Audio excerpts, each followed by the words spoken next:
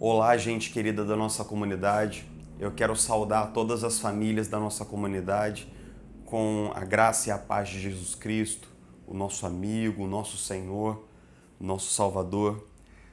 Você já deve ter sido informado pelo nosso sistema de comunicação, pela nossa área de comunicação, que nesse final de semana, como uma medida de cautela, como uma medida de responsabilidade e também de submissão civil às nossas autoridades, nós suspendemos a nossa escola bíblica, o nosso encontro de grande grupo desse domingo, dia 15 de março, e também outras diversas reuniões de departamentos e de líderes de pequenos grupos que aconteceriam neste domingo. Nós estamos estimulando, estamos incentivando todas as famílias da nossa comunidade que realizem cultos domésticos, momentos de leitura da palavra entre as famílias, entre os casais da nossa igreja. E eu gostaria de deixar um texto bíblico para incentivar você nesse desafio de, mesmo nos nossos lares, nós continuarmos conectados à palavra de Deus e continuarmos conectados à nossa vida de oração e de adoração comunitária.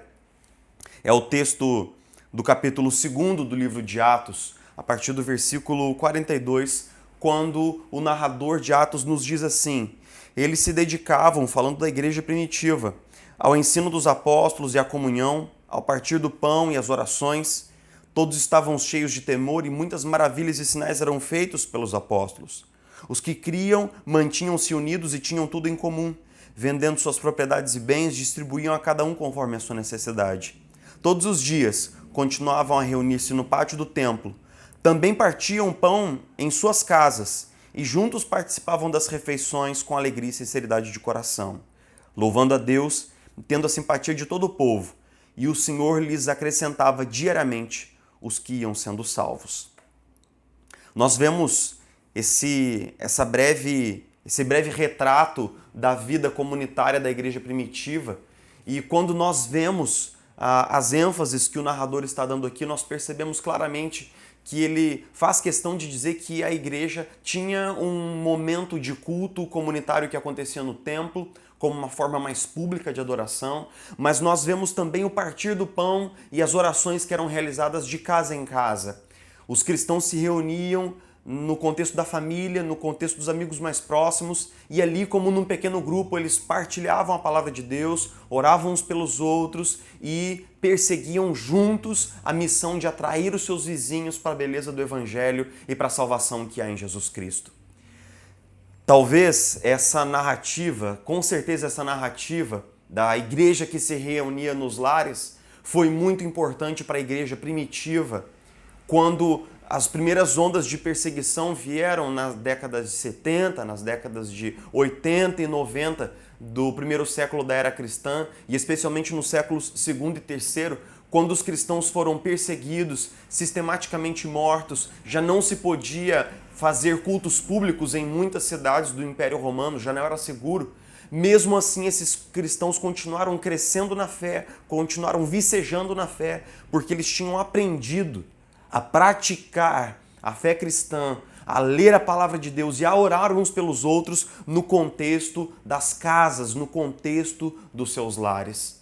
É justamente isso que nós estamos desafiando você a fazer com a sua família nesse final de semana. Mesmo que nós não possamos nos reunir publicamente, nós desejamos que você possa abrir a palavra com o seu cônjuge, com os seus filhos, com os seus pais, que você possa abrir a Bíblia, que você possa ler a Bíblia com a sua família, que nós possamos extrair algumas implicações dessa leitura para a nossa vida, que nós possamos orar uns pelos outros e também interceder por essa epidemia de coronavírus e por todas as notícias duras que têm se abatido sobre a nossa nação ao longo dessa semana. É muito importante que nós possamos entender que, mesmo que se abata uma grande perseguição futura sobre a igreja, nós continuaremos seguindo a Jesus Cristo. Nós continuaremos nos reunindo nos nossos lares, nós continuaremos vivendo como em muitos lugares do globo hoje os cristãos vivem. Eles são perseguidos. A sua fé é muitas vezes caçada pelos governos, mas embora eles não possam se reunir publicamente, eles se reúnem nos lares, eles partilham a Bíblia, eles evangelizam os seus vizinhos. E assim muitas pessoas estão sendo acrescentadas ao Evangelho. Na China, em muitos lugares onde há uma predominância da fé muçulmana, em muitos lugares difíceis do mundo, o cristianismo continua vicejando. Porque os cristãos estão munidos de ousadia para abrir a palavra de Deus, orar e serem uma bênção.